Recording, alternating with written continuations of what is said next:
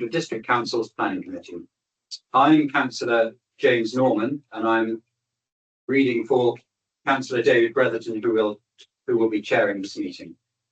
May I remind everyone that this is a meeting in public, not a public meeting. Only members of the public who have registered to speak are allowed to do so, and he will call on them to speak during the appropriate agenda item. This meeting is being held at our offices in Abbey House, Abingdon. Committee members are here in person, but officers and speakers are able to join remotely. The meeting is being streamed live on the Council's YouTube channel for public viewing. This system allows councillors who are unable to attend in person to contribute to the meeting, but only councillors who are present in the room are allowed to vote. It's not being streamed. It's not being streamed live. The meeting is not being recorded for future release, presumably. Procedural matters. For speakers and members of the public who have joined remotely, please ensure that your microphone is muted and that your camera is off for the duration of the meeting until you're called to speak. The Planning Committee is a decision-making committee of the Council, and it is important that a set procedure is followed. All committee members have received a full report on each planning application, either on paper or electronically, and it should be noted that committee members and officers may be using electronic devices for reference throughout the meeting. For each application, we will first hear from the planning officer, followed by the parish or town council, and then objectors, supporters, and local members. Each group will have 5 minutes to speak to the committee, after which members may ask questions of the speaker. The committee may then ask questions of clarification of the planning officer. The committee will then debate and vote on the application. Councillors wishing to ask a question or participate in the debate are asked to indicate this by alerting myself or officers by raising a hand. Voting will be by a show of hands. Members, please raise your hands clearly and keep it raised to allow a count to take place. If it is unclear how members are voting through a show of hands, I will ask the clerk to undertake a roll call of those present and how they are voting. There are a few housekeeping announcements. In the event of an emergency, please evacuate the building by the nearest exit, which is in the corridor immediately to the right of the meeting room, and go to assembly point 9 in the outside area beyond the fire exit. The Democratic Services officer present will assist you. Can everyone please ensure that their mobile phone is switched to silent or switched off during the meeting? Members of the public who wish to leave the meeting after their application has been heard are welcome to do so via the front door in reception. When the meeting is finished, I will ask for confirmation that the live stream has ended. At that point, please leave the meeting and make your way out of the building, remembering to sign out as you leave. And now the agenda. Okay. Oh, sorry. Thank you, James. Can you all hear me? My voice is getting better, but it still doesn't really sort of transmit as probably it should. Okay, we'll go back to the agenda. Apologies for absence. Thank you, Chair. We've had apologies from Councillor Joe Robb and Councillor Crispin Topping. Thank you. Minutes of the previous meeting to adopt and sign as a correct record. Planning Committee meetings. The meeting held on the Wednesday, 15th of July, 2026. Can we agree those? Yeah. Thank you. Declaration of interest. To receive declarations of this scope. Oh, I can't say it. Peculiar interest, registered interest, non-registered, any conflict of interest. Items on the agenda for this meeting. I see none. I thought Katie was going to say you had one. Those are business. No is in business. Therefore, we'll go straight to the planning applications. I'll go start first to sorry.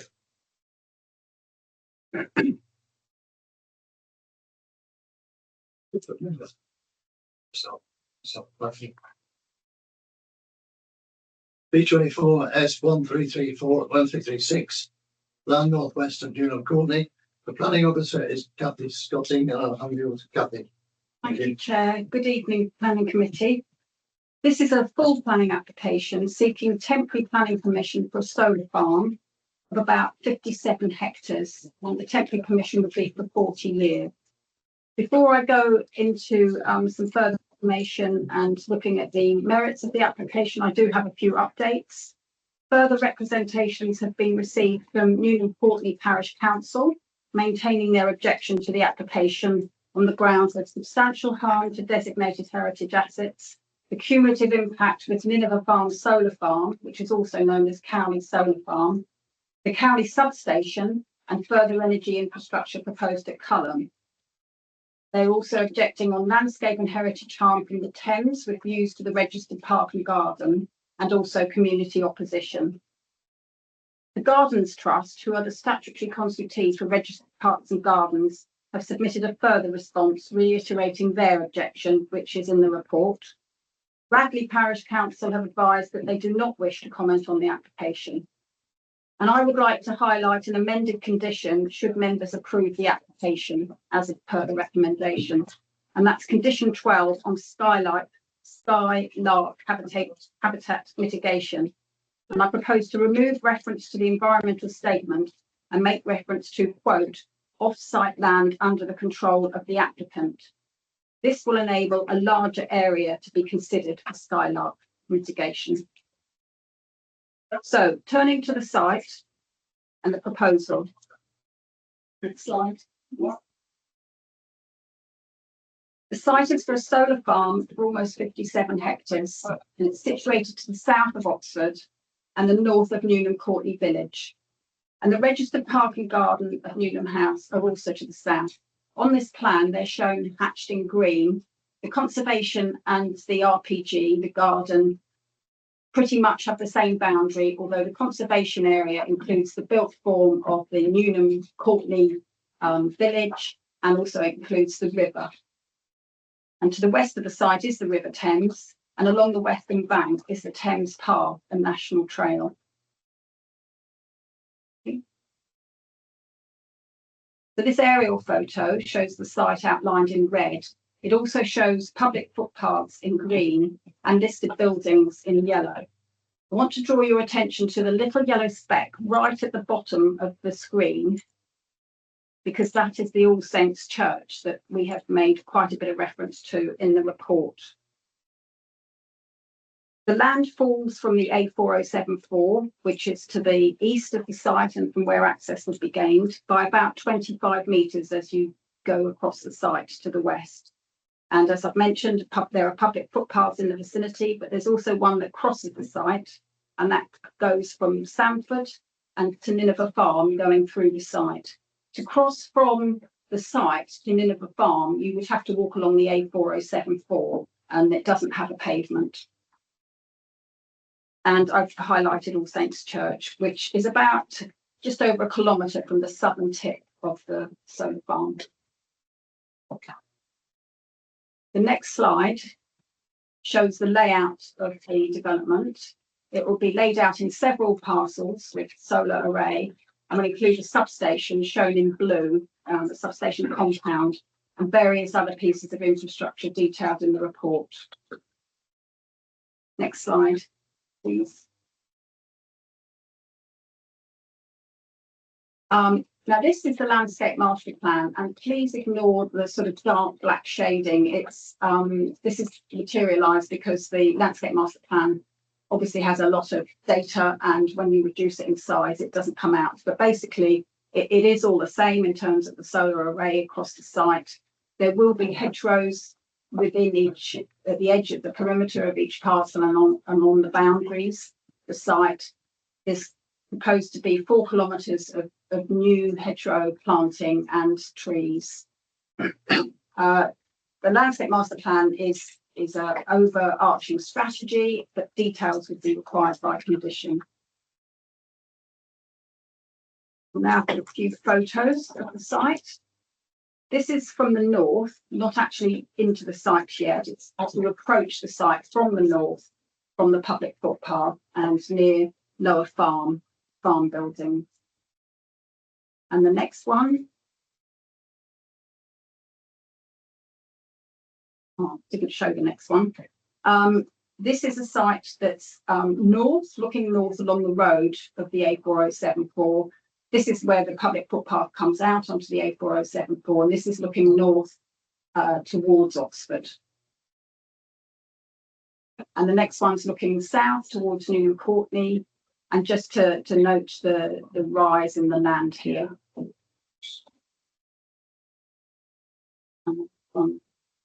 So that is the view from the All Saints Church. Members that were on the site visit will have seen this view.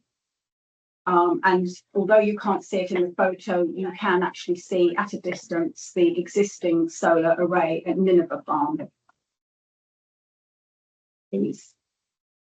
I put this plan in. I don't know how easily it is to see, but to show the contours, because you've got the All Saints Church towards the south, so you can see Newnham House, and just a bit further north of that is the All Saints Church. And the All Saints Church is on raised ground compared to a lot of the parkland, and you can get a view over towards the proposed solar farm and beyond, as I showed in that photo. But a lot of the views are mitigated by the contours in between the registered park and gardens and the proposed solar farm. So it's only that very high point where the All Saints Church is that you can get a view towards the solar farm. And this photo shows the view from the River Thames. We walked up from the Radley Boathouse, and with this first photo, you can see Upper Farm in the distance, and that's more or less where the solar farm will begin. And then it will go towards the left of this photo, north. And this is the view from the path across to where the solar farm will be. Again, from the site visit, you could actually see the Nineveh Farm solar panels. It's not easy to make out in this photo, but the next photo, which is a zoom photo, you can just about see a sort of white speck in the distance, and that is part of the Nineveh Farm solar farm development. So we also have some photo montages. Just bear with us a moment. We're going to load those up.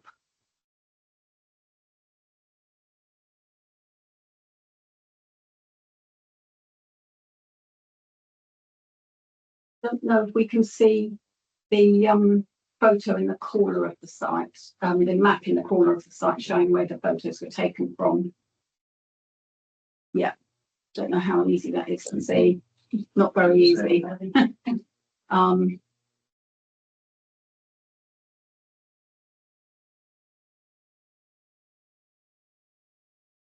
Yeah, this is quite hard to see. It's an experiment. But that shows the view from the footpath that's to the north of the site and down towards the site itself. We've got the site ones or photo ones.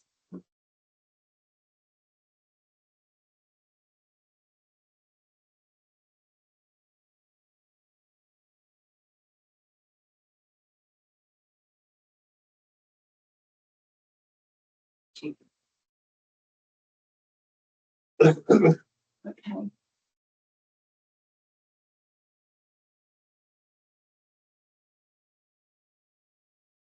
If we scroll through, and perhaps if I tell where to stop, but there was one back there that showed the view from the road. So it will be clearly visible from the road, and that public footpath sign there is the one that goes up towards Nineveh Farm.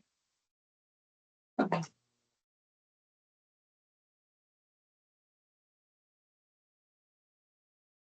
And this is again from the very top of the site, looking east. The proposed solar farm is not particularly visible at this point, and nor is Nineveh Farm.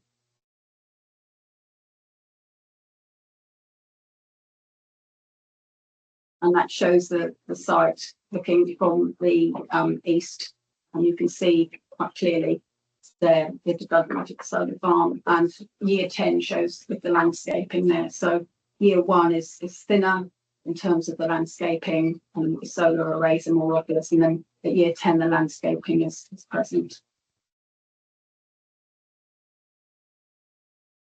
And this is the view from the river. So similar to the photo that I showed before.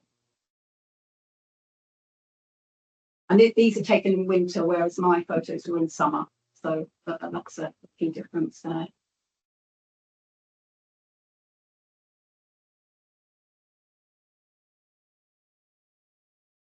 Now we come This is a view from the Nineveh Farm footpath, looking down towards the application site. That's as existing. And then you can see the solar array in, well, that's actually going north towards Nineveh Farm, that one. And here's a view that we were mentioning before, and from the All Saints Church. And I think if you go to the next one, you can see there's a very sort of thin sliver of sort of blue, which shows the cumulative effect with Nineveh Farm and the proposed solar farm, which would extend across towards the proposed grid tower as shown in that photo montage. I think that's it on the photo montages.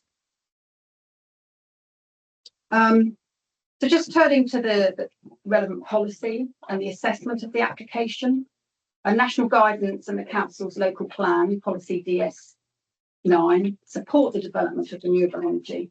The government have made it clear that the need for renewable energy is urgent to meet energy security and climate action goals. The Clean Power Action Plan 2030 and the Solar Roadmap highlight the need for rapid deployment of new clean energy. Whilst there is clear policy support, this needs to be considered against any harmful impacts and the significance of these. And there are three principal issues that arise from this proposed development. Firstly, the land is within the green belt. Due to the contiguous extent of development south of Oxford, including the allocated site of Grenoble Road, the solar farm at Nineveh Farm,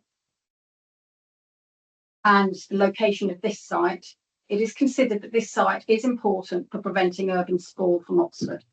It does not represent grey belt, and therefore very special circumstances are needed to justify the development. Turning to heritage, due to the topography and existing trees within the registered park and gardens, the views are limited from the garden, and we have highlighted the view. The key view is from All Saints Church, Grade 2 star listed building. And you can see the church in very long distance views from Lower Farm Road, but this is some 2 kilometres away. The report sets out the impact solar farm will have upon various heritage assets. It's clear that the parish council, the Gardens Trust, and other historical societies consider the level of harm to be substantial. But this is not the view taken by the council's heritage officer or Historic England. To be clear, and with reference to my report, in particular, paragraph 11.14, the level of harm is considered less than substantial. The council's heritage officer considers that the harm to the lower farm buildings to the north, the registered park and garden, the conservation area are all less than substantial at the lower end of the scale. The harm to the setting of the listed Grade 2 star All Saints Church is also less than substantial and at the low to low mid range. In relation to the Shedwood Monument and Archaeology, which is to the north of the site, the initial response from Historic England considered the harm to be less than substantial and at the low to medium scale. But following further information, Historic England concluded that the level of harm to the Shedwood Monument and to the other historic assets was less than substantial and at the lower end of the scale. And following amendments and subject to conditions, the county archaeologist has no objection.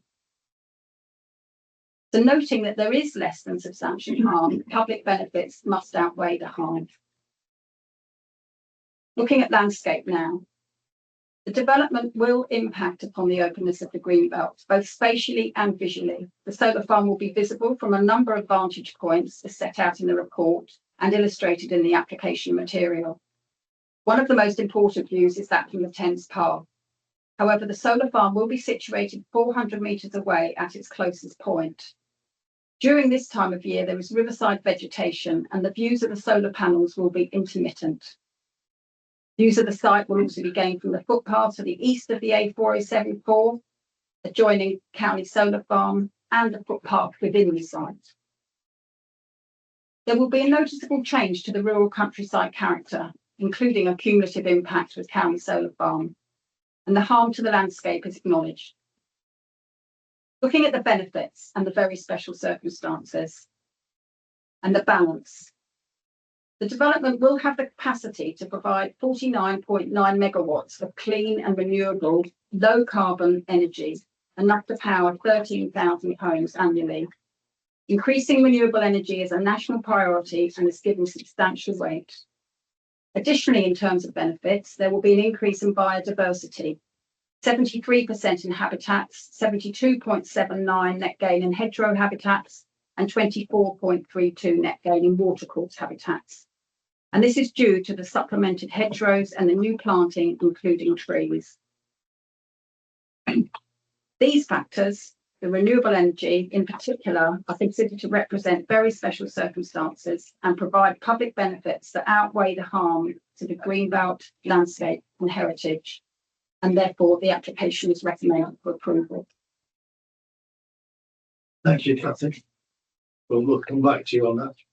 Okay, I have a number of speakers. The first speaker I have is called Councillor Mandy Rigold. You have 5 minutes from the moment you start speaking. Good evening. You stand or sit up, it's up to you. I'm happy standing. Thank you. Newham Courtney Parish Council objects to this proposal. We acknowledge that national policy is explicit that the need for renewable energy does not have to be demonstrated, and that significant weight attaches to the contribution to net zero, NPPF, paragraph 168A PPG. We also acknowledge that net zero is reached precisely by many individually small schemes adding up. No single solar farm is decisive, so a too small to matter argument could be made against almost any scheme. However, in each case, schemes must be assessed individually for their contribution versus the harm they cause locally. And the starting point in law is section 38(6). This application must be determined in accordance with the development plan unless material considerations indicate otherwise. On the officer's own assessment, this scheme conflicts with the development plan. It is found contrary to local plan policies ENV1, DES2, STRAT6, and DES9 on landscape, character, and the green belt. So the presumption is refusal. The only thing offered to override that is the net zero benefit. The officer recommends approval and accepts that this scheme causes significant permanent harm to the green belt, to the Thames Path, to the Grade 1 parkland at Newham Courtney, and to listed heritage. Nationally important heritage assets enjoyed by around 7,000 visitors to the retreat centre every year. All that harm is admitted in the report. It is justified by one thing: the claim that the contribution to net zero amounts to very special circumstances. I want to give you the scale of that contribution using the government's own figures and the applicant's own numbers. This is a 49.9 megawatt scheme. Set against the national picture, it would supply about 1/6,000th of the UK's electricity, around 0.017%. Against the government's 2030 solar target, it's about 0.1%, and that target is not stalled. The UK has already built 22 gigawatts of solar, roughly half of the 45 to 47 gigawatt goal. At the current build rate, this country installs this entire scheme's worth of solar every 10 days. So this site is not the difference between hitting net zero and missing it. Closer to home, the case is even clearer. Oxfordshire already has around 225 megawatts of solar on this very grid connection at Cowley. The county's own target is 1,900 megawatts by 2030. Botley West, in examination right now, is 840 megawatts, about 17 times this scheme, enough to power the equivalent of every home in the country. In the county, sorry. This district has already approved 4 50 megawatt schemes at Cowley. The report itself admits this site would be seen as a continuous, extensive sheet of panels running on from the Nineveh Farm scheme across the road. Oxfordshire is not failing to pull its weight, it's already doing more than its share. And the same clean energy is being delivered elsewhere on a far larger scale with far less harm. 4 reasons to refuse a solar farm all apply to Newnham: heritage and cultural impact, harm to landscape character and amenity, green belt inappropriate development, cumulative impact.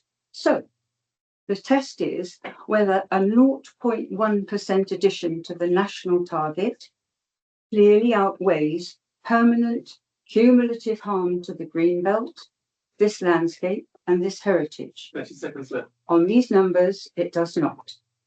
I leave you with a message of hope. In March 2024, the Secretary of State refused UNESCO's Clay Hill Solar Farm in Northamptonshire. The project was expected to bring 195% biodiversity net gain, which the Secretary of State noted should be afforded significant weight, but due to the change in landscape character and appearance, it was denied permission. It can be done. I ask you to refuse this application. Yeah, thank you very much for your presentation. Committee, have we got any questions? Councillor Sadler? Oh, sorry. Yes, fine. Oh, I beg. I'm so sorry. I was so keyed up, and I've done my bit. That's okay. Thank you for the many emails, by the way.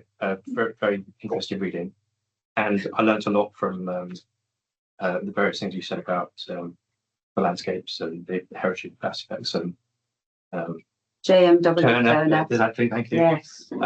So yeah, very interesting about that. And I just probe you on one small, tiny thing that you said in your speech, and that is the use of the word permanent harm, because I mean, I think it's acknowledged that there is definitely harm to landscape, but there's also biodiversity net gain, 300 trees. There's quite a few things going for us as well, and it's quite difficult when we're trying to just manage what we're looking at here. Of course. When you say permanent, because it's a 14-year project, Yeah. After which time presumably something else happens with it. We don't know what, but can you just the word permanent? All right. Would you prefer semi-permanent? Okay. Because I am unlikely to be here in 40 years' time. All the people who come and visit the retreat centre all say, apparently I've been told it's about 7,000 every year. None of them will be able to enjoy the landscape that inspired Turner. I don't know how you felt when you read that, but in the Oxfordshire landscapes sketchbooks, which are on display, they're not on display in the Tate, which are held in the Tate. But I think probably because they're so fragile and so precious, we can only give them. We can register to see them, but I think it's digital. So that will disappear for 40 years. And yes, I completely understand it's extremely hard for you to make the decision, which is why a 0.01 gain, is that enough contributing, enough of a contribution? And that is why you're here, because it's you your made that case decision. very well. Yeah, you did make. Okay, thank you, Councillor. Thank you. Thank you for listening. Our next speakers are Professor Malcolm Ayres, who's familiar with this area on Valencia, and Sally Dyke. Are you on your own? Oh, come on, is that? Thank you very much. Is Sally Dyke with you? Sally is there. If you wish to speak, you need to come to the table and speak. Go with.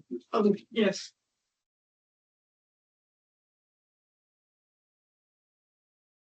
Okay, there's 5 minutes between you. Thank you very much indeed. And by way of introduction to myself, most of you will not know me, but I was Conservation Officer for South Oxfordshire from 1974, when South Oxfordshire set up, to 1992. And that was a time when both the conservation area and the historic park and garden were designated. And in addition, a restricted planning agreement was placed on the village. I'm also the co-author of the recently published guide to that house the landscape and village. The open countryside to the north of Newnham Park is an indispensable part of the setting of the Grade 1 listed historic park and garden. The 18th century church was deliberately placed in an elevated location.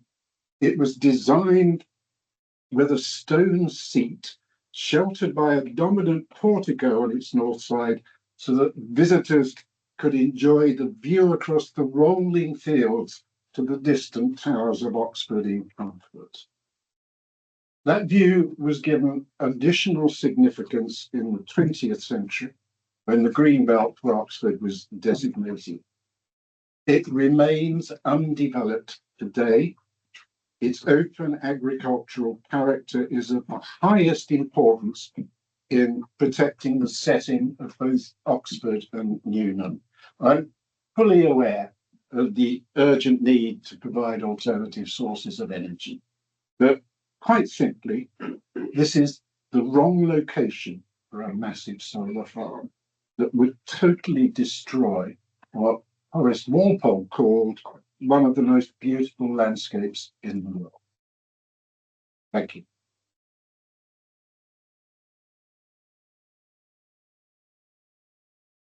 You going to speak? Can I speak? Can I speak? Yeah, shall I remain in case you have Just stay questions? there and let Yes. us speak. I'm a local resident and a retired landscape architect. Such is its importance that in 1984, Newnham Park was one of the first landscape parks to be designated as a conservation area. However, the planning officer's report and recommendations only seeks to downgrade its importance, considering only the possible effects on listed heritage assets such as garden ornaments, and dismissing the Grade 1 landscape designed by Capability Brown as of little importance. It seeks to downgrade the detrimental impacts the proposals would have on our views out to the surrounding landscape, which are an essential part of Brown's design, and it does not consider the impact on views from the house and terraces. The view out over the meadows towards Oxford was designed by Brown to be seen from the house and the higher ground where the church is situated, and is the culmination of a walk along the north-facing slope past the statue of Dr. Fell, where there is a seat from which one could appreciate the view over the meadows towards the spires of Oxford. The walks within the grounds were and continue to be used for exercise and the aesthetic appreciation of the landscape within and beyond the park and grounds surrounding the house. 18th century landscapes such as Brown's were designed to appear to be natural. Solar farms are essentially unnatural in appearance, and the design and beauty of the view over the meadows would be totally destroyed by the proposals. What Brown intended by his design would cease to exist if the proposals were to be implemented. There is no essential reason why a solar farm should be located in this unsuitable situation. Permission for this application should be refused. Okay, thank you. Committee, have we any questions for either of the speakers? Councillor Art.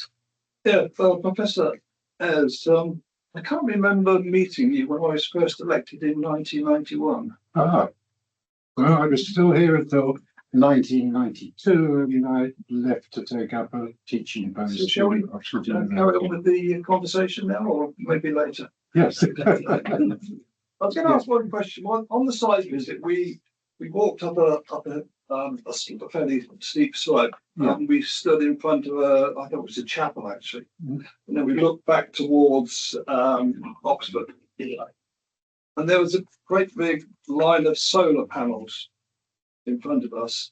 And what is the difference between that one and what is proposed? Not sure I'm with you. Are you saying that from All Saints Church? Well, I'm not sure where did we, All Saints Church were out, yeah. is that where we stood? No, no. Yeah, so when we stood there, You could see them, there were some large trees either side. Yeah. There was a view through the middle, and at the Yes. far end there was a solar farm up there. yeah. Well, it looked like a solar farm to me. Yeah, I mean, I must say, I find it regrettable, the solar farm that's already there, that it's there.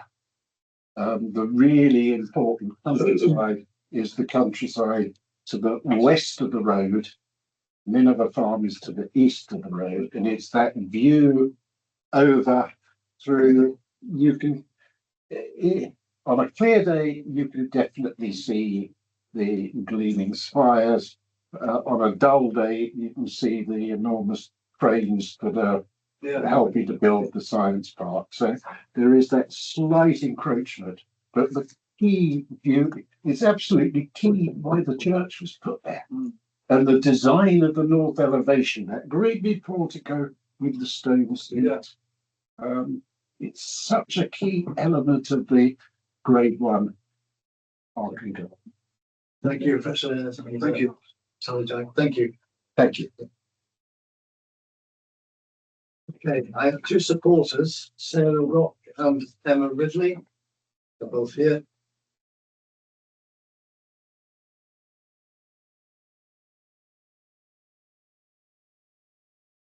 You got 5 minutes for your presentation, and we can probably ask questions when you start speaking. Good evening, Chair and members, and thank you for the opportunity to speak today. My name is Sarah Rocks, Project Manager for RES, and I am joined by our planning consultant, Emma Ridley. The recent periods of extreme heat serve as a reminder of the challenges we face from a changing climate. Against that backdrop, the UK must deliver more clean, homegrown energy to strengthen energy security, improve affordability, and reduce exposure to volatile international energy markets. National planning policy is clear that significant weight should be given to renewable energy proposals because of the important contribution they make towards these objectives.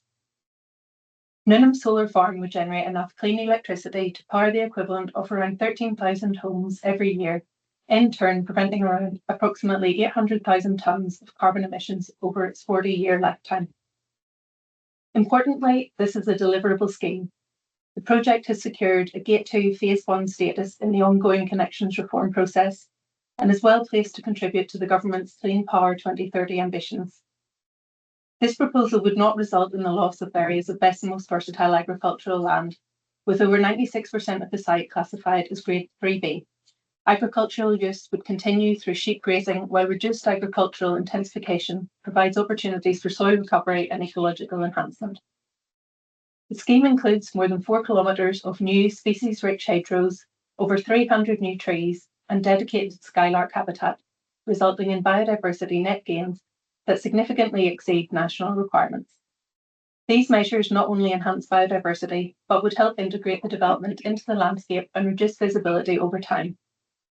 Beyond its environmental contribution, the project would provide a tangible boost to the local economy, creating opportunities for local contractors, suppliers, and service providers. The scheme would also generate business rates revenue that can help support local services. Whilst this is a temporary and reversible development, the benefits it would deliver are substantial and long-lasting, generating clean, homegrown electricity, enhancing biodiversity, supporting continued agricultural use, and providing a meaningful contribution to energy security. Thank you. Good evening, Chair and members. My name is Emma Ridley, and I'm the planning consultant for RES on this application. We have worked closely with your officers and other consultees to ensure the scheme responds sensitively to the local landscape, heritage assets, and consultee feedback.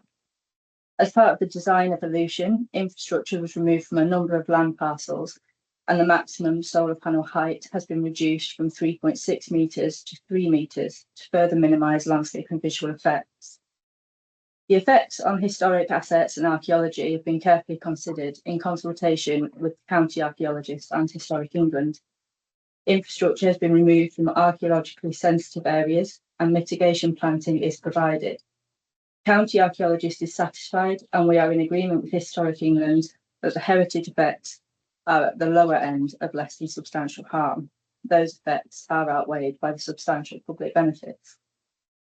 Public rights of way have also been protected. Solar infrastructure has been set back from routes crossing the site, while carefully designed landscaping will help reduce visibility without closing existing views to the wider countryside. Whilst there may be differing views regarding the site's greenbelt status and the application of grey belt policy, we agree with your officers that the proposal meets very special circumstances to be deemed appropriate development in the greenbelt. The key local plan policy, DES9, is very supportive of renewable energy proposals where the effects are not significantly adverse.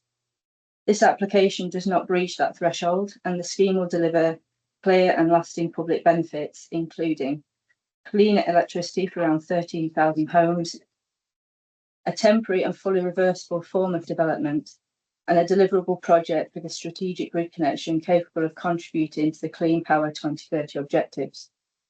Officers have concluded that the balance clearly falls in favour of approval.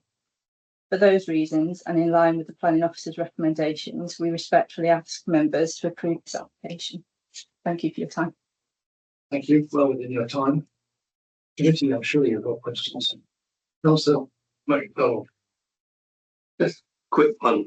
Right at the beginning, on the objective talked about permanent damage to the site. But my understanding is that these are temporary structures. Am I correct in thinking that there isn't any significant damage to the underlying field structures under it? Yeah, I mean, it's a pile-driven foundation, so there's relatively limited ground disturbance anyway, and then once it's removed, it's removed. The only thing permanent there are the hedges and the other plants that have been planted. Okay. Yeah, I guess, sorry, just to say there is a chance that the cables could be left in situ, just because it generally creates more disturbance removing them than moving them in. But yeah, the hedgerows and the could you explain how you propose to access the power network? Yeah, so we've had a grid connection offer for this project since about 2021, and we have received a Gate 2 notification through the connections reform process. I'm not sure how aware people are of that process, but it has been experiencing quite a lot of delays. So we are still waiting for our Gate 2 offer, which will confirm the details of that connection. But we've set out in the application our best understanding of what that will look like at this stage. So it's a connection into the 132 kV overhead line that crosses the site, or sort of crosses to the north of the site. Any further questions? Yes. Sorry, Councillor Keith, sorry. You just mentioned these cables that might get lifted in. I mean, let us assume that in the future these things are there and they're taken away. One of the things that you can possibly do in the interval is improve the quality of the soil. Yeah. Would these cables interfere with any attempt to farm this land? No, they wouldn't be expected to, because they'd be below the sort of regular pipe, yeah, something. So yeah, they wouldn't be expected to. I'll ask this for information only, by the way, without prejudice to any other idea, but thank you. Yeah. Councillor Sutherland. Just to answer the parish is there any other site that could be considered that wouldn't damage their local heritage? I mean, we did carry out an alternatives assessment as part of the which is included in part of the application. I can't remember the specific details, but I know that there were 3 sites, alternative sites that we looked at. And those landowners were written to, and they expressed no interest in solar energy development. Were they all in Newnham Courtney area, or were they just elsewhere? So the alternative sites assessment stretched along the 132 kV line as the point connection. So they were all within the vicinity. Yeah, and we would have looked at like brownfield land as well, and there just wouldn't be the scale that we would need on brownfield land within the council area. It's important it's this side we're considering, not any alternative. Yeah. Councillor Dragon, anything to your question? Yes. I'm interested in this statement that this scheme is going to power 13,000 homes annually. Yeah. Presumably only daylight. It would only be generating during daylight. Daylight. So it's at night time when there's a demand for electricity, it doesn't generate anything, does it? No, I mean, the whole idea, I guess, behind solar development is it's supposed to align with the peak daytime demand for electricity and it's part of an electricity mix. So obviously there's other technologies that fill requirements at other point of the day. But solar has a role to play in that. Types of it. But other renewable energy schemes provide renewable energy 24 hours a day, don't they? I mean, I guess I'm about solar here, but Councillor Dragonetti, can we keep to the scheme? I'm just trying to understand. but that 13,000 homes, that's based on the energy that will be generated by this development when it is generating. But not after, not in the evening or not in the winter evening. No, not in the winter evening. So there we have. Okay. Thank you. So it's only a part of the solution, isn't it? Yeah, that's why we need, I guess, the likes of energy storage and It's the per annum value, isn't it? Yes. It's the amount. Chair, Yeah. please, Councillor Norman. The chair just, in discussion of alternative sites, the chair just said we're discussing this site and not alternative sites. However, the consideration of very special circumstances requires discussion of alternative sites. So it is important that we hear the proper, that we examine properly the investigation of alternative sites. Am I right in thinking that the 3 alternative sites that were looked at in this were all within the Greenbelt and all local to this area? They were all local to this area on the 132 kV line, and the search area extended from the South Oxfordshire and Vale of Whitehorse local authority area as well as the Turning authority. I believe from recollection, all 3 were in the Greenbelt. Did you just say that you examined sites throughout Vale and South Oxfordshire in addition to those 3 sites? No, it's the extent of the alternative sites assessment that we submitted. That was, so it was the length of the 132 kV line within the connection. And why was that significant in terms of, I mean, this is a solar installation company, presumably you look nationally for yeah, so suitable I sites. guess we based it on the search area for the point of connection in question. So the search area was to the 132 kV overhead line. And at 132 kV, you know, if you were talking about 10 kilometres from that line, it's not going to be a viable project. It kind of, the closer it is to the point of connection, the more economically viable the project is.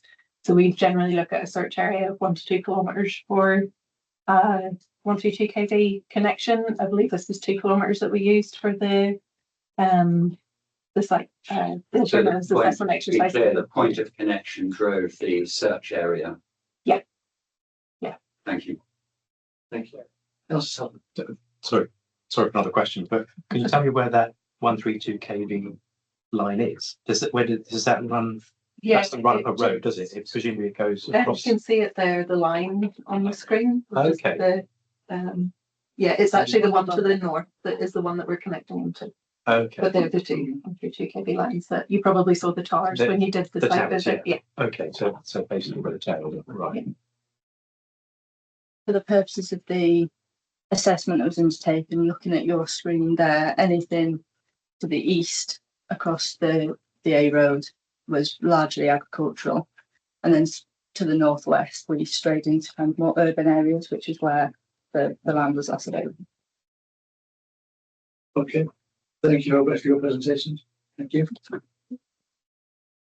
We'll move on to the local member, who's Councillor Casey Rarehead, who is online. Sam, are you there? I am. Can you hear me? I can hear you. We've got a lovely picture of Whitland Clubs, but it's not of you. Oh, I don't know what's happened to me. Oh well, you might have to go without me, so I don't go without seeing my face. Oh, can you see me now? There we are. Oh, Turn it see on. now, that's better. There we are. Brilliant. Okay, thanks. Someone else, you have 5 minutes. Thank you. Sure, thank you.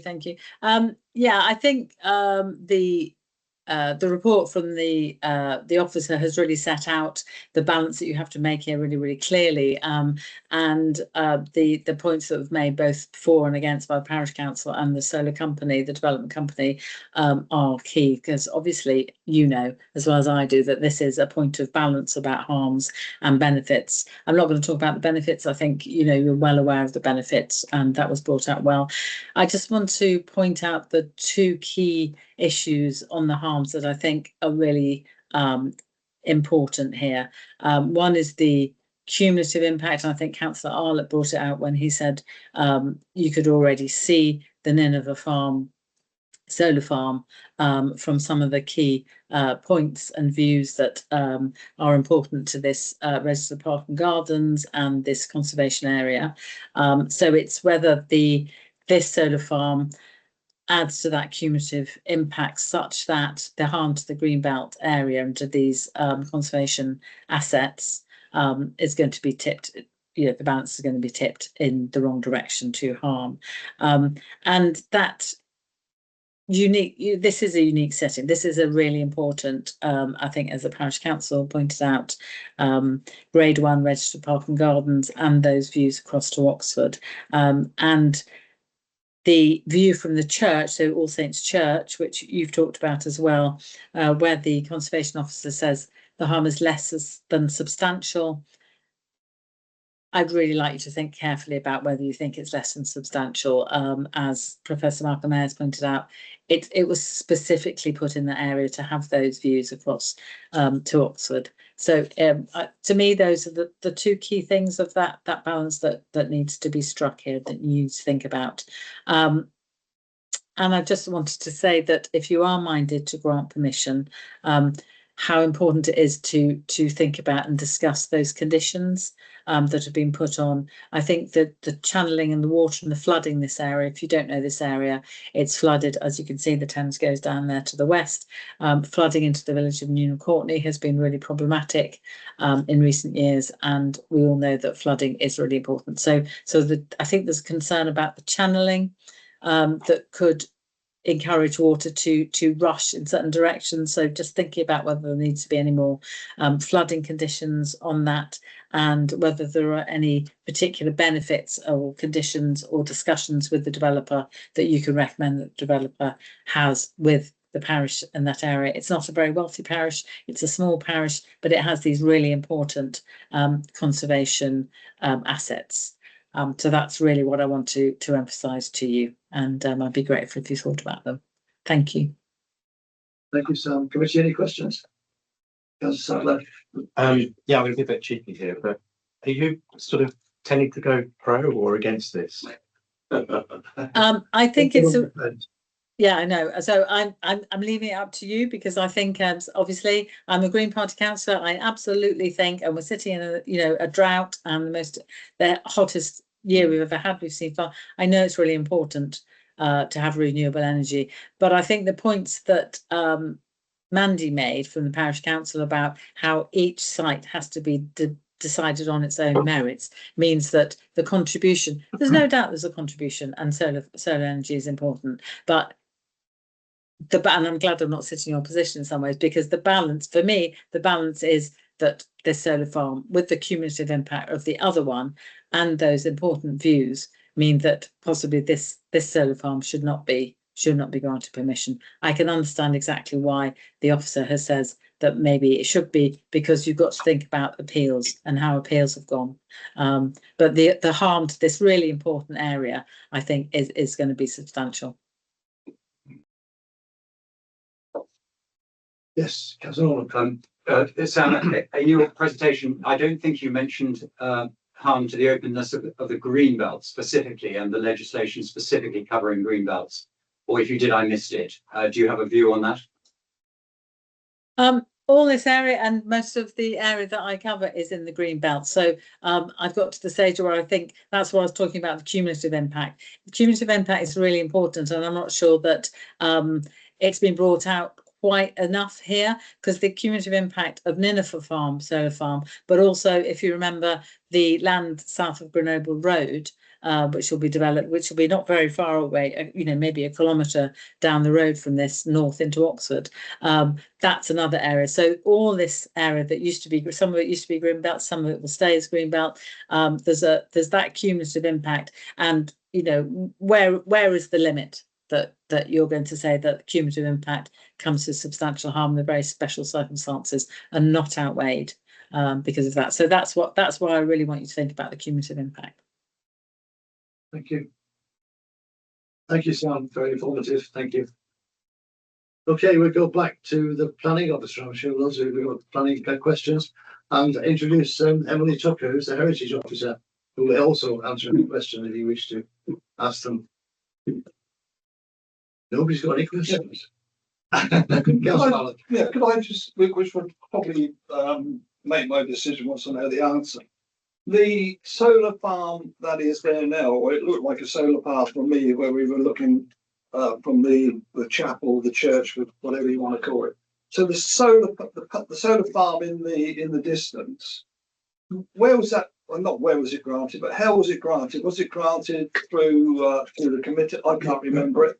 Was it delegated decision? Was it one on appeal? Exactly what happened? I can actually answer that. I was on the committee that cast it. I think it went on by casting vote. I think it did. Cast against it. This is a different one. Okay. Councillor Keating, you were quick. Yeah. I just wanted to look at the agricultural land bit. I think it's a bit too easy to dismiss the value of our agricultural land. I mean, you say it's one of the lower qualities, but I mean, it is increasingly the case that these solar farm installations can help with, because they do have environmental benefits that help to regenerate the soil. But actually, I don't see why you couldn't actually try doing that in the first instance without the solar panels necessarily, because we are going to need more productive agricultural land. I think it's one something that's getting lost in all these applications is, food security is just as important as energy security in the climate and environmental emergency. Is that a question, Councillor? It was well, yeah. What I'm saying is, are these things thought about? If there's looking at these things can be very mechanical. But I mean, I think it is something that really doesn't need to be thought about increasingly and not so easily dismissed as the loss of this agricultural land is not material. I find that worrying. I mean, that was said in the context of 57 hectares and the loss of 2 hectares of less than most versatile land. You can do things that increase the value. I mean, you've got to farm with it. I mean, if I'm wrong, he can contradict me. But I believe that that something could be, and we do need to worry about that. I mean, it's a material consideration. It's been considered. Looking at the planning advice and the NPPF, looking at all the decisions that are coming through in relation to these types of cases and the weight that's given to agricultural land. Clearly, I wouldn't recommend that I've highlighted the 3 principal issues that I think are relevant here, and the loss of agricultural land, because it is not best and most versatile, is not one of those considerations here. It's still a consideration, but it's not one of the key principal ones to consider. Thank you. Yeah, might be one for the heritage officer, I'm not sure, but during our site visit, which was very interesting, and the All Saints Church and the portico, and this view that is supposed to be of the dreaming spires of Oxford. I mean, that sounds wonderful, but of course we couldn't see that. I'm just wondering why that is such an important aspect to protect if we ourselves couldn't see it. We couldn't see it because there's a load of trees there. And it's like, is it because one day those trees might go and we can see the dreaming spires of Oxford again? I mean, what about the fact that these are solar panels and they're quite low? So actually that view won't change anyway. Not with this. It might change the block of flats or other. Sorry, I'll let you speak. No, you're quite right. When you were stood in the portico, you could not see the Dreaming Skies of Oxford from the stone seed that Malcolm referred to. There's been successive rounds of planting in the gardens with a lot of mature vegetation that has grown up, and it has changed capability brown landscape and the design views that we would want to protect if they were not impeded by vegetation. There is a landscape management plan, but there isn't anything within that that would recommend the removal of those very mature trees that are obstructing these views at the moment. There isn't any intention to open those views. But the key view to Oxford from the church is the main road, but you cannot really currently appreciate it. So that has to be protected, even though actually. The view is never protected, but it would form an important part of the setting of that listed building. We cannot currently appreciate it. Okay. Right. Yeah. Councillor McDonald. Just a quick one. So putting in the solar panels and piling and putting in the cables, is there any heritage materials and so on there that would be permanently harmed by this installation? Would be a question for the council archaeologist comment on the application. So there's a Schedule H monument to the north of the site. It's Romano pottery. It's all underground. I read that with there, but the panels aren't on that itself, are they? The panels aren't, no. Right. Well, where they are, it's no dig. So there is some to the south of the site, but that's not part of the Schedule H monument. So it's still an area of archaeological interest, but it's not part of the Schedule monument. And there would be development on there. And further information was submitted to show that there was no dig construction to put solar panels there. And also, as part of looking at that issue, the substation compound was moved to keep it away from that area and make sure that cables didn't interfere with that archaeological area. There are strict archaeology conditions attached to the recommendation, so that further work needs to be done to demonstrate that that would be protected. Okay. Councillor Norman. Questions for the British officer. There seems to me to be a certain amount of conflict between the conclusions that were put into the summary in the officer's report from your report, where the summary says that all of the harms to heritage assets are less than substantial. Is that correct? That is the summary. That is correct. So, but within your own reports, which are extremely comprehensive, for example, one that has had little attention is the part of your report to do with the Union Courtney Conservation Area, where you have agreed that this should have been included for assessment. And you say that on travelling out of the village in the northern direction, the landscape opens dramatically with rolling farmland and long distance views, contrasting with the very enclosed and bordered character of the village. The introduction of solar panels within the views across the valley would fundamentally erode the open and rural character of this landscape setting conservation plan. Do you still hold to that view that this would fundamentally erode? Not. That is in the comments of the 18th. That is the June 2024, I believe. Correct. And there was a subsequent heritage addendum submitted by the applicant, which provided that heritage assessment of Union Courtney Village, which described it very much as a sort of enclosed village. And I don't know if you just noticed as you were driving out of the village past the cottages, and you go up a slight rise in the hill, and then it does drop down. And from that point, you do not really have a good appreciation of the setting and the surroundings when you're within that designated area. It is quite enclosed along that street. And the same in the other direction. When you're coming up, you do not appreciate the opportunities there until you've really just gone over that hill into it. So for that reason, I did not maintain that element of my concern. Although you had thought that was your professional view. That was my view at that time, and in the benefit of the additional information provided by them about the history and development of the village, and the viewpoints that they provided to us. Subsequently, that changed. So, and in the same report, I mean, it may be that some of these were overruled by later reports. The ES, that's their environmental, what is the their statement argues that the harm to the significance of the Great Tudor Church is less than substantial at the lower end of the scale. I do not agree that this is the case. The view is largely, they said that it's already been harmed by modern additions. I do not agree that this is the case. The view is largely unsport, with views of open countryside, extending to the edge of Oxford City. And this would detrimentally affect the quality of it to a considerable degree. Yes, I agree. I believe that there is harm there to the significance of the Grade 2 star listed church, and that level of harm is not insignificant, but it does, in my view, remain at the less than substantial level. And that's when we're talking about less than substantial harm and substantial harm.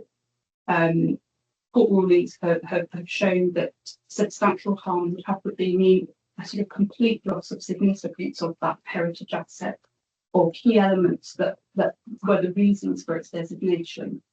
Alterations to views within the setting of that heritage asset do not result in a substantial loss of significance or special interest of that asset. It would remain listable and at Grade 2 star level if the solar times were in that view.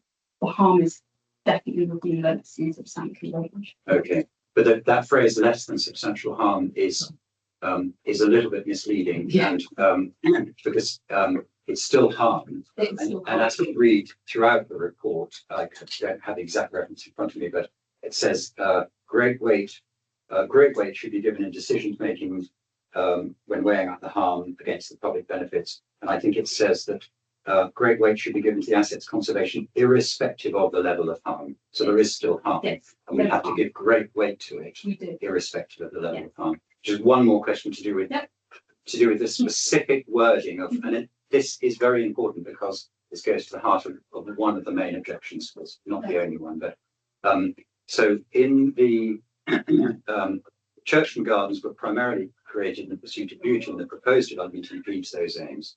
The harm to significance in this instance would be high, albeit remaining on the spectrum of less than substantial harm. That's doing a lot of heavy lifting. Yeah. In my view. Again, further information was submitted by the applicant in response to those comments, and that provided additional information about the range of views, of important views that there are and that exist within the registered park and garden. So the view from All Saints Church within the registered park and garden is one of many important views. And when we're looking at substantial harm, it has to be, we're looking at the whole asset. This is one element, albeit a key one, but there are a range of other key views. So this would be affecting, not eliminating either, but affecting one aspect of that designated heritage asset and its significance. Thank you. I can always tell when the chair thinks so. It's very important, and thank you for coming here this evening. The NPPF says it's either substantial harm or it's less than substantial harm. If we said it was substantial, it wouldn't be. So it must be less than substantial. Planning officers tend to actually want to give that a scale, but it's not in the NPPF. NPPF says it's either substantial or it's not, so it's less than substantial. In this case, it's got to be less than substantial. Yeah. Planning officers like to put a scale on it. It's not in the NPPF. That's come through court decisions. Yeah. The inspectors like us that pinpoint, because the scale gets substantial so great. Is it a little bit, or is it nearly quite a lot? I agree. They ask us to say That's not what the NPPF says. However, it's not substantial, which is the big thing. If it was substantial, we wouldn't even be here. So it's less substantial. Yeah. Okay. Sorry, we're still continuing questions. So, Councillor Dragonetti. Yes. Just following on this question of the impact on the heritage assets.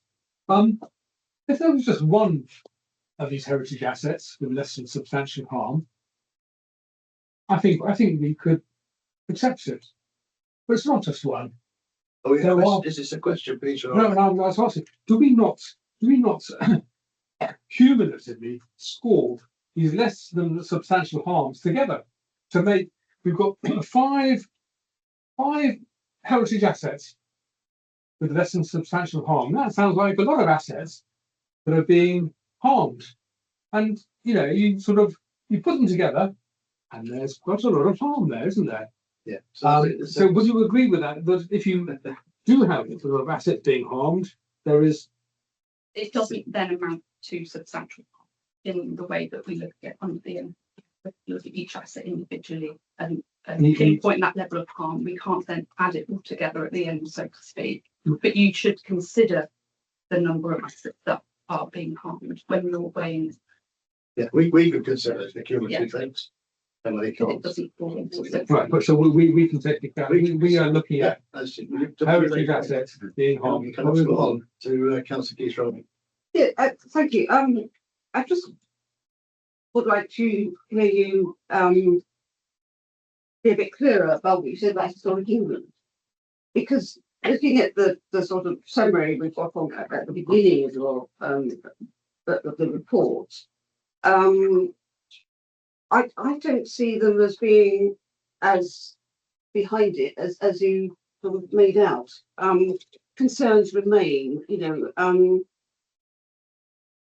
As I see this, they're not entirely happy with it. They made comments in respect of the archaeology as well as the other historic assets.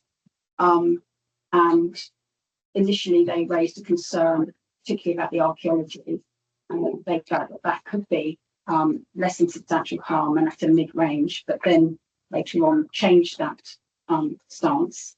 And in respect of all of it, they have said and concluded, following further information, that it's less than substantial harm in terms of all the assets. They're also talking about impact on the views, and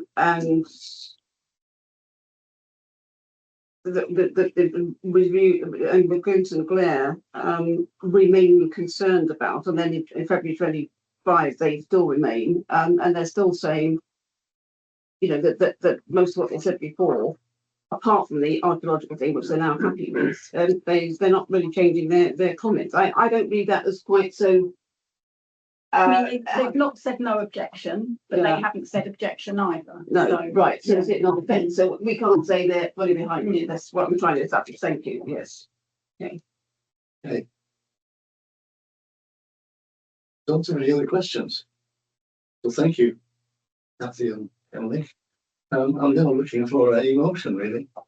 Councillor Dragonetti. I'd like to propose a motion to refuse, reject the officer's recommendations and refuse this application. The reason being, there are three good reasons, I think.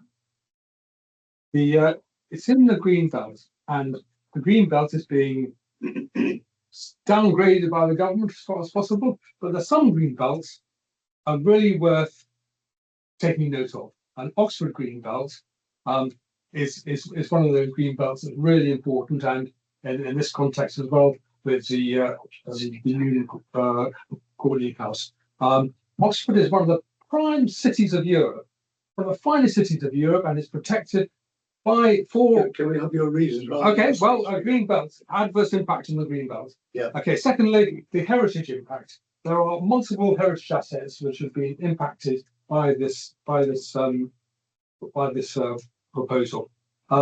So although each one may not have substantial harm, cumulatively, a lot of it's death by 1,000 cuts of this landscape. And finally, the landscape impact, the cumulative impact of this scheme, and we unfortunately on the landscape, and we've seen what's happened with the Nineveh Farm or Cowley solar panel development, and I think together we are destroying this area of landscape, important landscape in the green belt.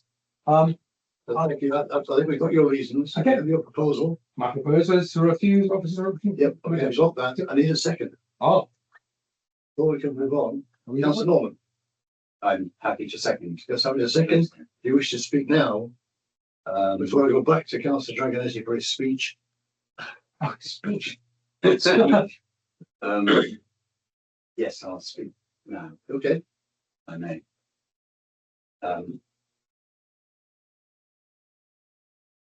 This is a very important decision. It's a it's a large scale development in the countryside.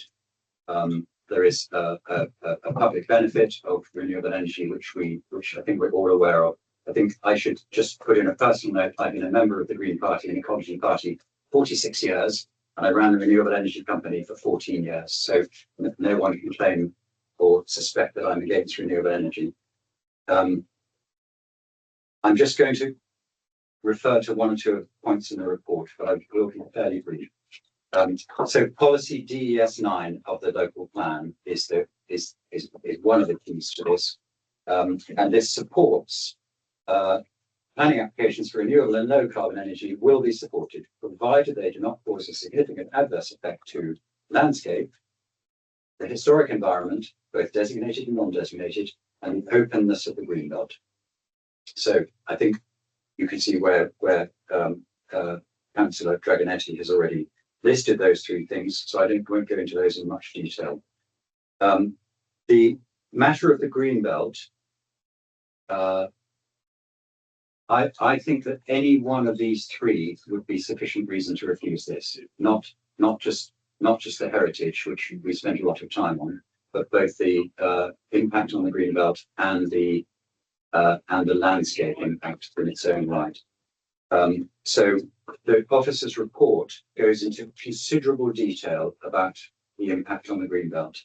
And just cut a very long story short, this is not considered to be grey belt. It fulfills some of the purposes of the green belt, and it says, and we know that in the legislation, solar farms are not listed within the appropriate development within the green belt, and therefore local planning authorities should ensure that substantial weight is given to any harm to the green belt, including harm to its openness. And very special circumstances would need to be demonstrated, which is what we've heard from the officer, that the officer's report says that this is very special circumstances. I just want to drop into the landscape report. Unfortunately, we don't have the landscape architect here, but I think this is the landscape architect for the council objects to this application, which I think is very significant, and concludes that the proposals would cause landscape harm contrary to local plan policies ENV1 and DES9, would not reflect the positive features that make up the character of the local area, etc., etc. And the proposals would adversely affect the visual openness of the greenbelt, contrary to local plan policies Strat 6 and DES9. So I am at pains to point out this is our own landscape officer saying this. Okay. Thank you, Councillor Norman. May I go on? Do you need to? I'll tell you what, I'll come back to you if you need to. Okay. Okay. You're not the proposer, you're the seconder, but I will come back to you as a second. Okay. Councillor Dragonetti, you wish to make your speech now? Oh, well, so of course I've made it, so you'll have to listen to all again, then, won't you? Okay, all right, we'll come back to you as a. Okay. So, Come back to me now. we have a proposal for refusal on the ground, I think we all know. I'll open the debate. Councillor Arlott. Yes, Chairman. Obviously, I went on the site visit with, I think, about half a dozen of us were there. If I hadn't have gone, I may well think that there would be damage in the future. I don't feel that way. And once I saw the solar farm already there, obviously I started questioning what's the problem with another one. You know, if we have caused a problem in the first place, that's obviously down to this council or its members that we caused damage. But I didn't feel it caused damage. We've got pylons out there in the distance. We've now got the science park, which is being built fairly nearby. And if that's not a concrete jungle and that's been accepted, I feel it very difficult how we would get away with this, dare I say, at an appeal, to say that there is damage here, when if there is damage, and I question if there is damage, why it's already been allowed to take place. I think we're on pretty dodgy ground. Some of the reasons put forward, I totally disagree with them because I don't think they would hold up an appeal where other people say that they probably will do. So, as much as I may not like a solar farm, I just feel, was it 3 meters off the ground? We were told, I could understand if you had, 20-meter high buildings, but I really don't see from where we stood that there was damage. And as I was saying to Professor Ayres, I first probably met him in 1991. That was 34 years ago. So this is going to be given allegedly 40 years. So eventually it's going to disappear, one would consider. So if there was harm, I find the 34 years went fairly quickly. I'm not sure what the hell he does. So I can't support the proposal, Chairman. Okay, thank you, Councillor Arnold. Anybody else wish to speak? Councillor Petron. Yeah, I just feel this is one too many. There's been several things that have already been agreed locally. They've been referred to. The Nineveh Farm one is already there.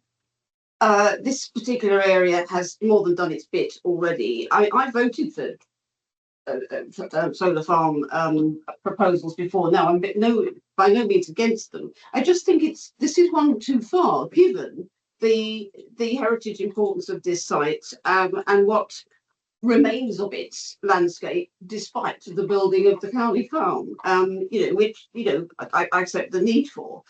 At least at the moment, all the buildings kept on the other side of the road, if you like. So can we please keep this landscape? SODC has a new arts and cultural heritage policy and has been doing several workshops on how people see our districts, South and Vale districts, and what they value in it. In terms of placemaking and cultural heritage and all the rest of it. And the most recent seminar we had on this, a big word cloud from a survey of people in the districts, like what they most valued about our districts. The biggest thing that came out was countryside, which we are at the moment in the process of panelling or concreting over. Where do we stop? I support the motion to refuse. Councillor Sadler. Yeah, so I feel quite conflicted about this one, which is why I was a bit cheeky and asked Councillor Rowe what her position was. I do feel that just because we've damaged something, we shouldn't just continue damaging it. So I think that's the damaged? Well, we talked about the pylons and so forth, and I agree that has happened, and so on and so forth. But I don't think we should keep on damaging it. We shouldn't just say, well, that bit's lost, so we might as well just keep on developing it. On the other hand, I do feel that a solar farm is low level, so it actually won't conflict with views. And actually, in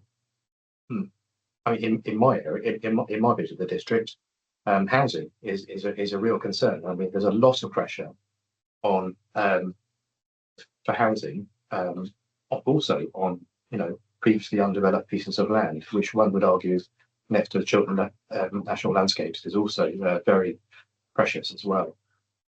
So I'm a bit conflicted, and I heard all those things about Turner, and I looked at all the examples on things. It allowed me to look into that as well, which was great.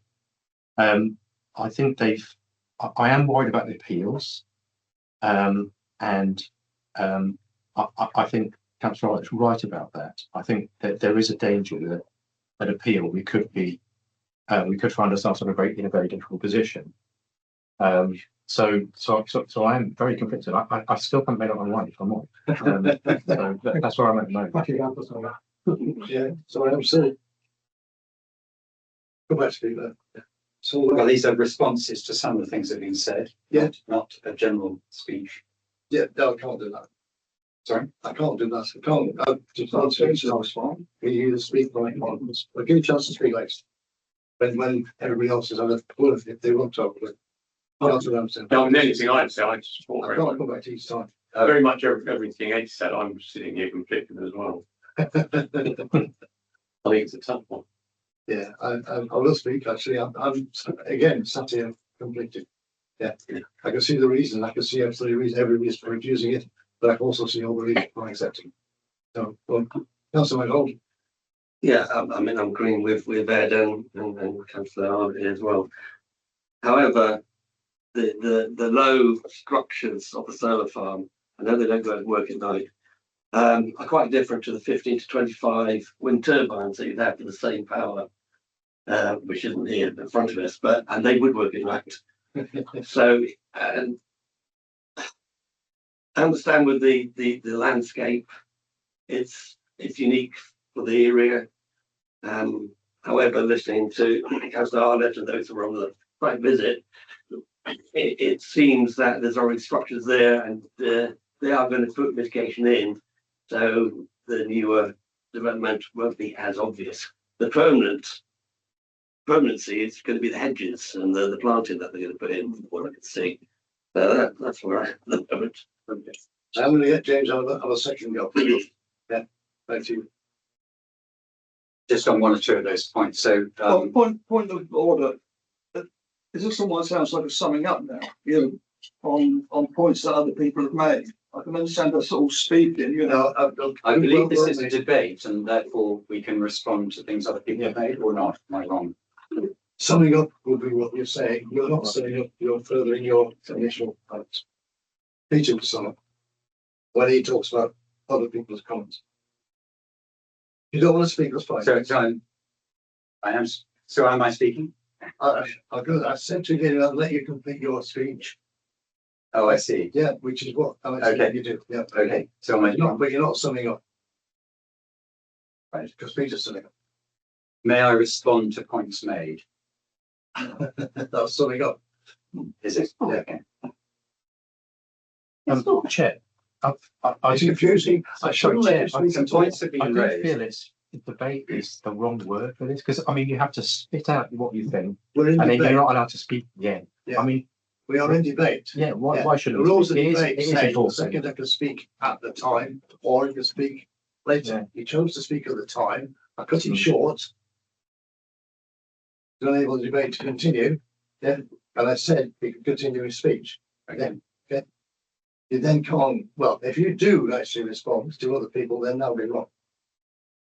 Yeah, that is not. Can I continue my speech? You continue your speech, yes.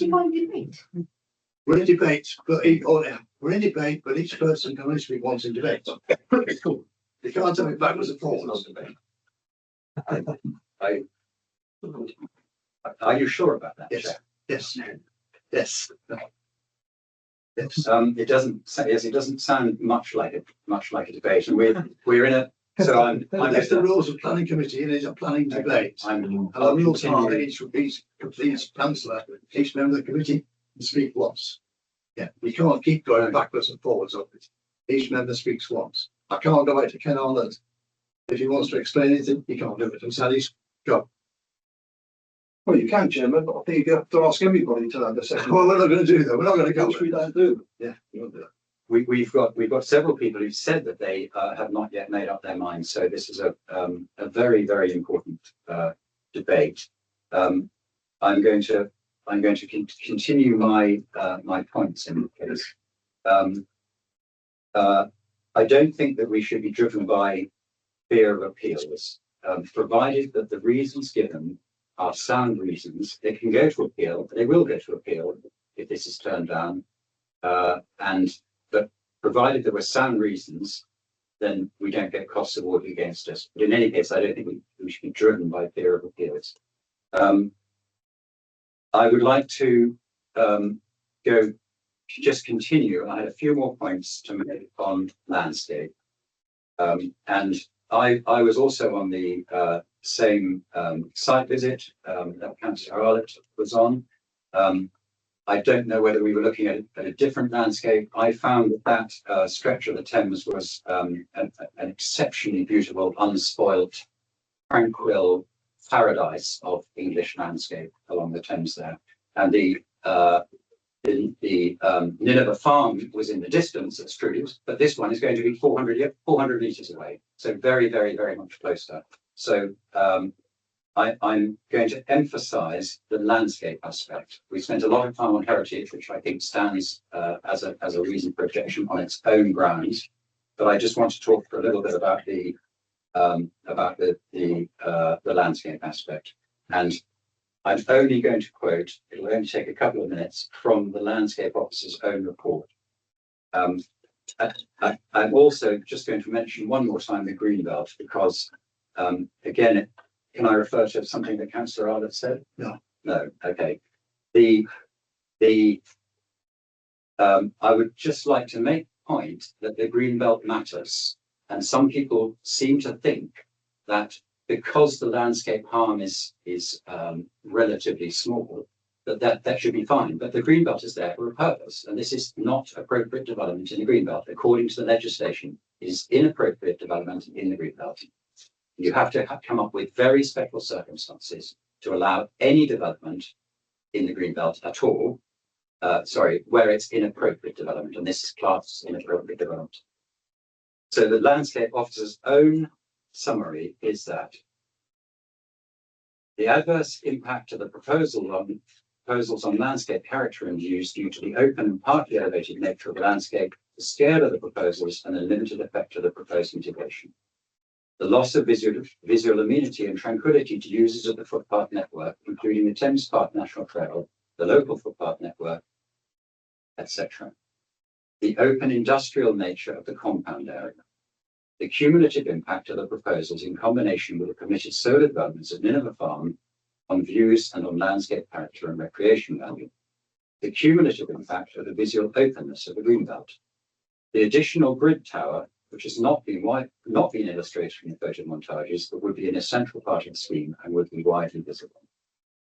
Recommendations. The proposals would adversely affect views from the registered parkland of New Courtney, the Thames Paths National Trail and the local footpath network. The proposals would be seen as a continuation of the permitted Nineveh Farm solar development, resulting in a very extensive and continuous area of solar panels seen in open views. The proposals are located in an area which is found to be of high sensitivity to large scale, that's 20 to 50 hectares. This is at the top end of large scale, just below very large scale, and to very large scale solar development in the Renewables Sensitivity Study published as part of the Emerging Joint Local Plan Evidence Base.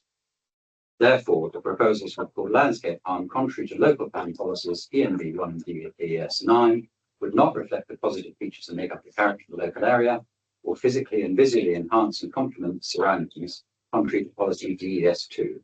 The proposal would adversely affect the visual openness of the Greenbelt, contrary to local plan policies Strat 6 and DES 9. I think that we should refuse this application on overwhelming harm to landscape, heritage, and the Greenbelt, and insufficient public benefit. Thank you, Councillor Norman. Thank you. Right.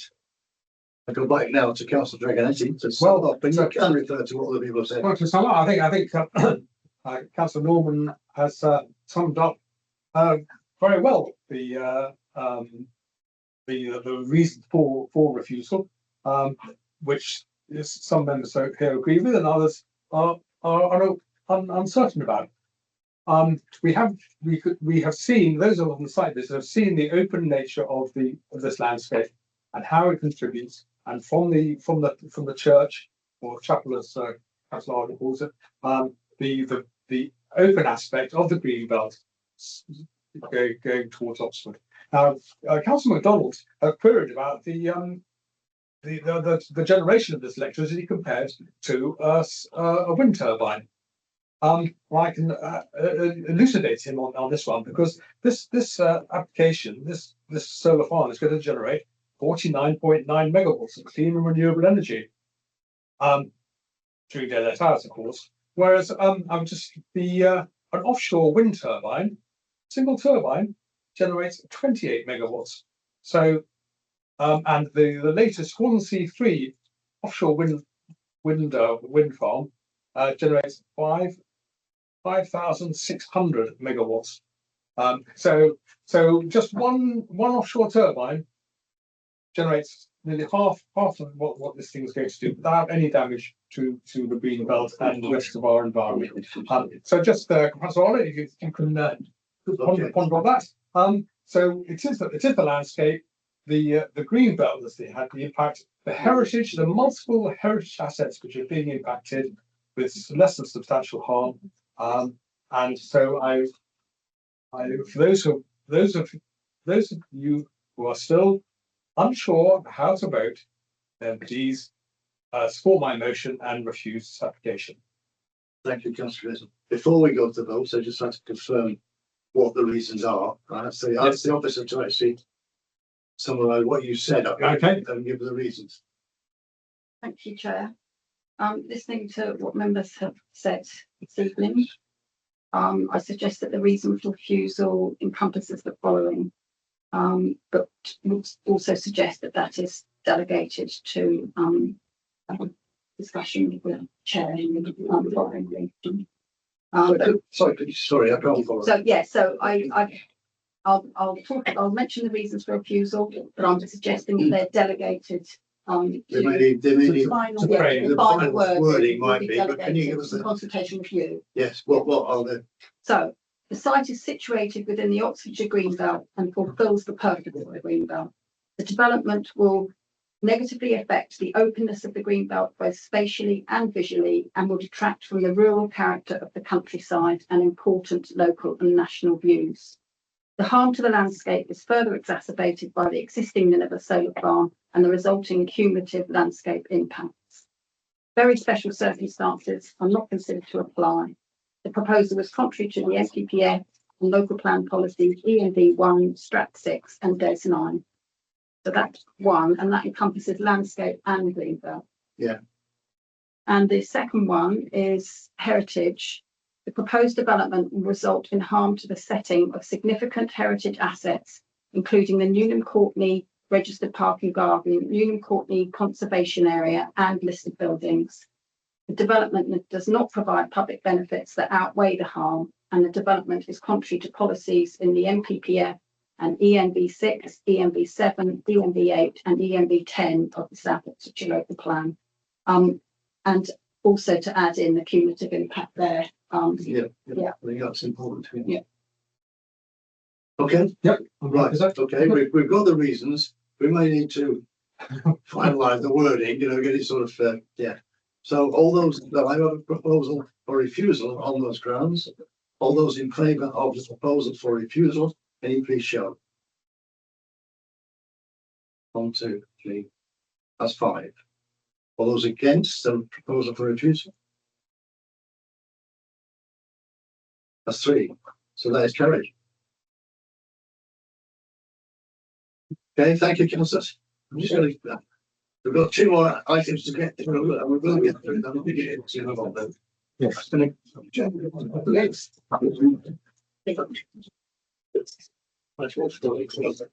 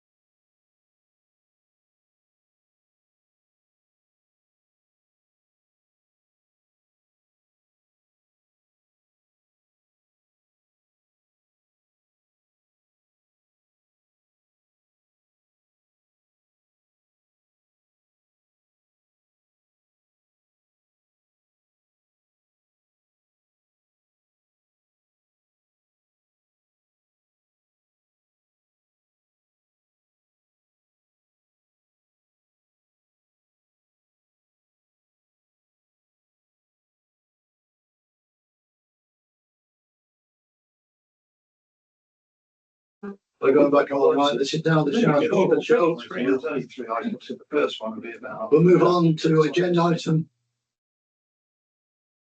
8. Oh, voice is gone. Sorry. P25 S3380 Breach Farm, Wheatley Road, Stanton, St John. Harold. Chair. My name's Sharon Crawford and I'm reporting this item this evening for a colleague who has now moved to our policy section.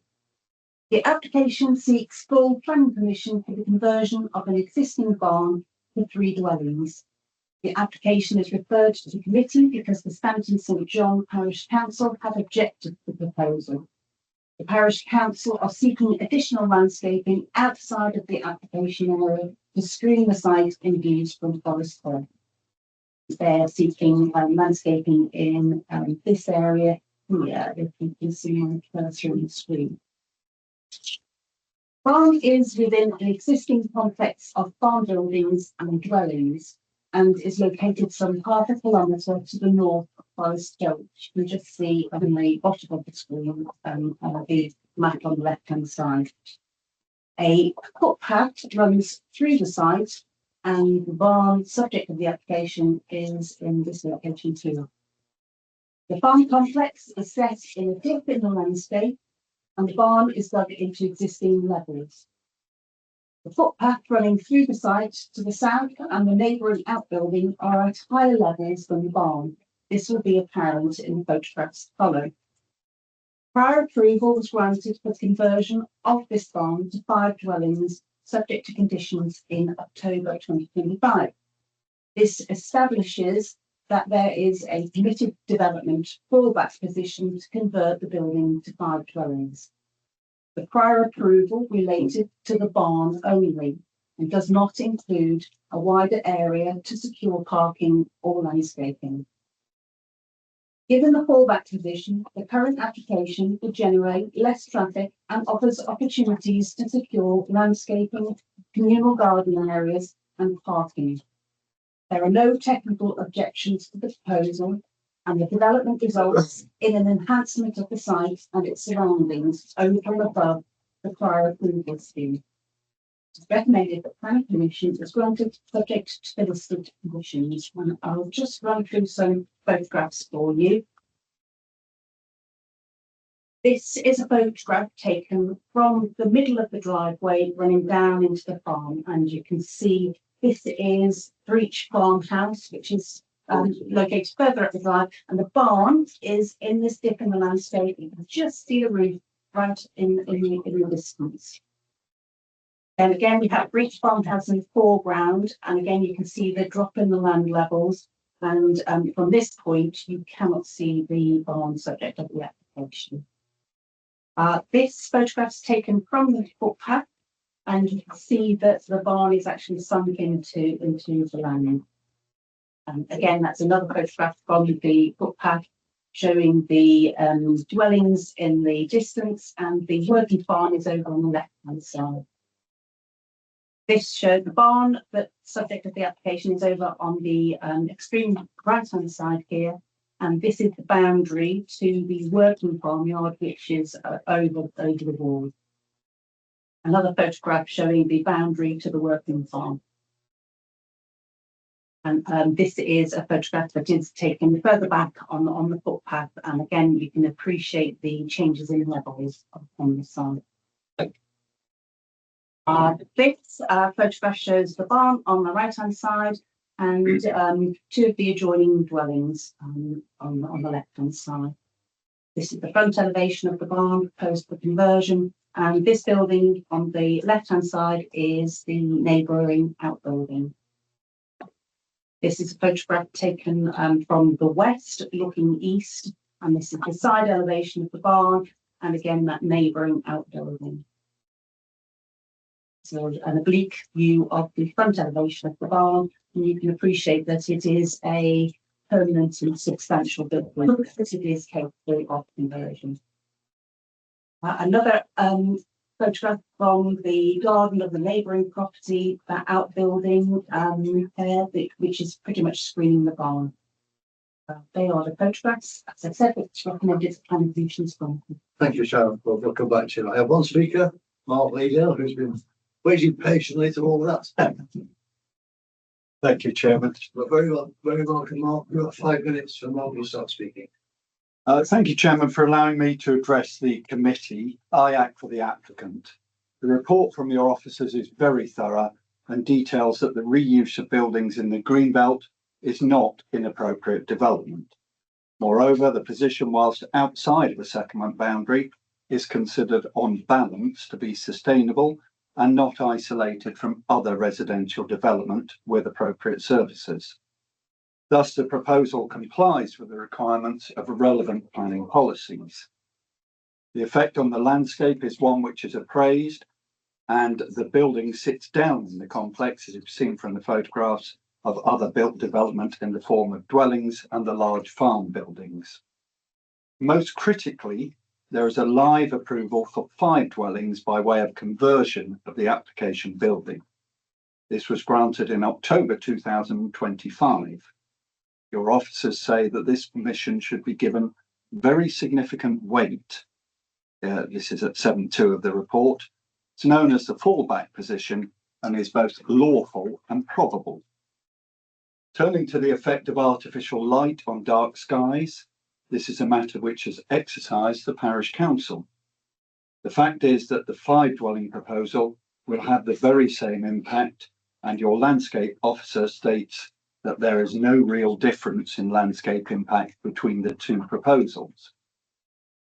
The difference is that there is less parking for this proposal than there is for the 5 dwelling scheme. Moreover, in the case of this application, there is biodiversity net gain, which increases the amount of soft landscaping, whereas the 5 dwelling proposal does not have these material benefits. On the planning balance, the proposal is both planning policy compliant and is an alternative to the 5 dwelling approval. On this basis, the application is sustainable development and it should be granted in accordance with your officer's recommendation. Thank you, Chairman. Thank you, Mr. Leedale. Any questions? Councillor Ramsdale. Yeah, I mean, the key thing here is already been mentioned is the suggestion by the parish council that there should be screening put in place. What are the issues with doing that? Whilst we were quite happy to do it, I think there is some planting already there actually, but it falls outside of the site edge red, and in discussion with officers, they said we cannot enforce that planting at this time. Is that something your client would consider? More than happy to consider it. There is landscaping along the driveway as part of the biodiversity net gain. Councillor Norman. The barn is a mighty fine, modern, large portal frame barn. What's it currently used for? It's currently used for machinery storage and some feed storage. So it's fairly dry, if I can put it in that. It's not used for livestock. Feed storage as in hay and straw storage? Correct. And will the applicant need to build another barn next door to it? No. As soon as this is granted permission? No. Why not? They've already constructed another substantial barn, which in fact this committee granted permission for. Okay. Well, yes. Why did the scheme for 5 dwellings not go ahead? The applicant that was under prior approval, and those rules changed. He always wanted to build 3 larger dwellings and not 5. That's his preference. He could go back to the 5, but it considers that's a better alternative for residential amenity and to live in. We in South Oxfordshire, we're allegedly desperate for homes. So instead of having 5 new homes, we're going to only have 3. Right. That's a sort of a backward step, isn't it? Anyway, that's all. That's it. Sorry. Thank you, Mr. Leedale. Thank you for your patience. Waiting all that time. Okay, go back to Sharon for any questions. Councillor Dragon. Sorry, Councillor.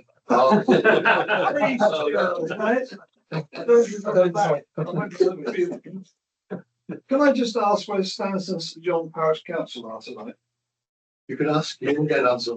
You make We it all keep coming here, Chairman, and I think a little note should go to these parish councils. If you're going to object to an application, at least you come along and tell us your reasons. That's one of the Because advantages it of doesn't go down well with me anyway. Can be relevant in It's going to be relevant shortly. James, you have a question? Councillor Bourne. Yes, I have to say, until I saw the photographs, I didn't appreciate what kind of barn this was. Very often it is traditional barns that are applied for conversion. Is it in fact feasible to build? I mean, will they actually just remove the barn and build 3 houses? Or can you actually seriously convert that to 3 dwellings? I'm asking, this is a sort of technical question really, but I'm just curious. Just call up the foundation. I don't know whether the previous speaker was the architect, so I didn't ask him. The planning application is for the conversion of the existing building, and certainly on the prior approval permission that we granted, there was a structural survey that showed that the building is capable of conversion in its current form. And you can see from the plans on the screen that the walls will be retained, the roof will be retained. If the building has to be demolished, then they will have to live in that. Okay. So it is genuinely a conversion of the existing building. Yes. Okay, thank you. Yeah, just a bit to stand with you on that one. It doesn't seem it, but never mind. We are where we are. If we've got no further questions for the planning officer, then I'm looking for a proposal. Councillor Allen. I'll propose officer recommendation. I Officer suppose recommendation. the only question is, where's the barn, not a barn? Well, where's the houses? That's seconded. But Yeah, the thank thing you. is with this, we've had numerous ones of late, very similar to this. And it's almost, I go back to a solar farm. You know, we've granted one over the last meeting, I believe, so it's very difficult to grant one and then not grant the other one when they're so similar. Hence, that's why I propose an officer's recommendation. So move on. Okay. Is there any debate? There is no debate. Go back to Councillor MacDonald. I think it's an appropriate position. It seems to be well screened. Nice use of the building as they're keeping it, unlike some ones we've seen before, and some new accommodation in the area. Okay, back to Councillor Allen to sum up. I've got nothing else to say, Nothing Chairman. else to say. All those in favour, please show. Can you count, Martin? Matthew? Yeah, it's 7. 7 against. 4 against. That's carried. Okay. Right, that's one on the agenda. Get back to Sharon again when I get my paper spill. B25 SO 273 Newtree Cottage, LUL. Sharon. Thank you, Chair. This application is referred to committee because the applicant is an elected member of the council. The application seeks permission to replace the existing concrete roof tiles with solar PV tiles on the rear elevation and slate tiles on the front elevation. This photograph shows what would be the rear elevation, and we have the concrete roof tiles on the main house. They will be slate on the front. This lean-to here is an extension that's been added to the property and has clay roof tiles. The size and shape of the building is not changing. There is no neighbour impact, and the materials are appropriate for the conservation area setting. Bats will not be impacted as a result of the works. Recommended that planning commission is granted, subject to the listed conditions. Thank you, Sharon. No speakers, any questions for Sharon? See no question, not looking for a proposal. Councillor Nolan. I propose we accept officer recommendation. That's seconded. Thank you, Councillor Ramsdale. Any debate? No debate. Go back to Councillor Nolan to sum up. There's no sum up to do, is it? I rest my case. Okay, all those in favour of the show. That is unanimous. So thank you very much. Thank you, committee. difficult one this time. Well, they are all difficult, aren't they? That's why they're here. Not the last two.